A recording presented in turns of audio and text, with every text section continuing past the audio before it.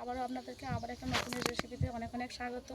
আজকে আমি নিম ফুল দিয়ে ঢেঁড়সের একটা রেসিপি করে দেখাবো। পুরো ভিডিওটা দেখার জন্য অনুরোধ রইল। চলুন তাহলে নিম ফুলগুলো পেরে নিয়ে যাক।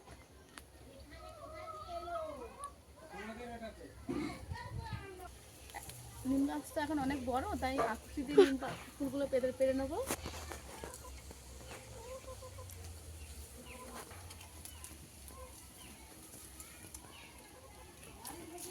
আমাদের এই নিম গাছটা কিন্তু অনেকটাই বড়, তাই আকৃতি দিয়ে টেনে ধরতে হবে।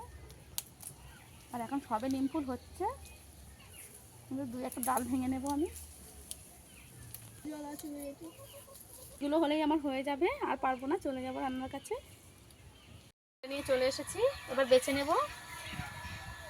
আর এখানে ঢেঁড়সও নিয়ে নিয়েছি, হাত বা কিছু পোকা টোকা আছে নাকি, এইভাবে ছোট ছোট করে করে নিতে হবে। শুধু আমি নিম ফুল নেব, নিম পাতা নেব না।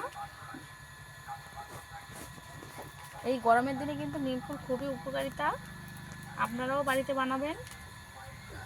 ফুলগুলো বেছে নেব।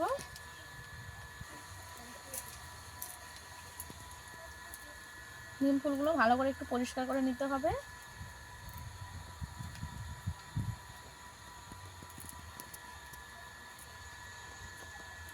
আর ফুল নেব না, এই ফুল কোটা হলেই আমার হয়ে যাবে।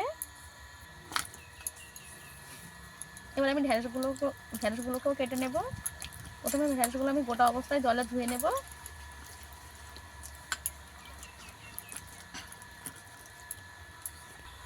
এবার ঢেঁড়সগুলো আমি কেটে নেব।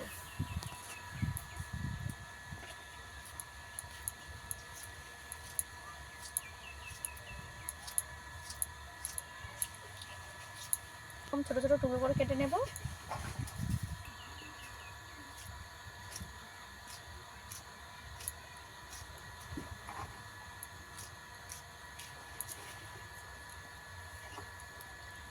একইভাবে আমি সব ঢেঁড়সটা কেটে নেব।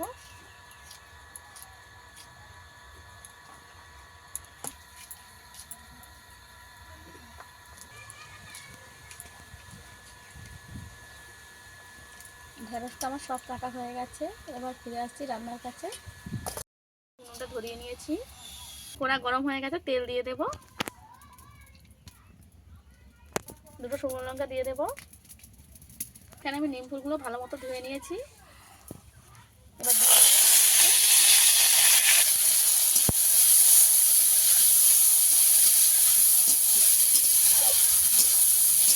একটু ভালো করে ভেজে নেব।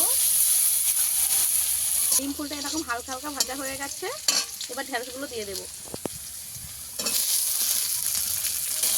এবার সব কিছু একসঙ্গে ভালো করে ভেজে নেব। দিয়ে দেব, হলুদ গুঁড়ো দিয়ে দেব।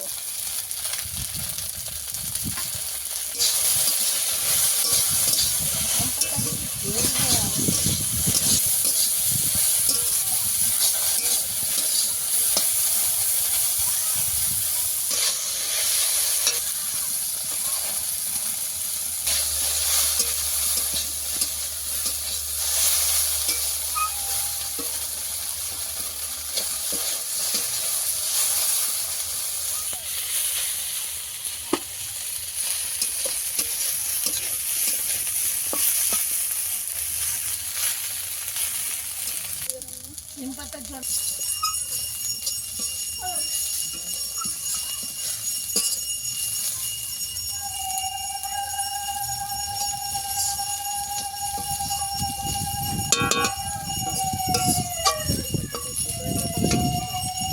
এই রেসিপিটা আমার প্রায় হয়ে এসেছে।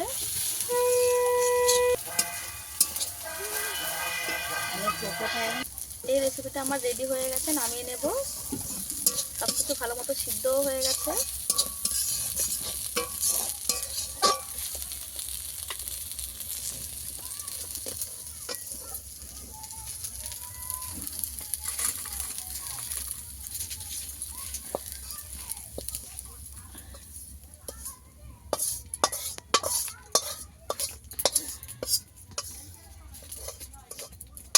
নিম ফুল দিয়ে ঢেঁড়স ভাজার এই রেসিপিটা আপনাদের কেমন লেগেছে অবশ্যই কমেন্টে জানাবেন।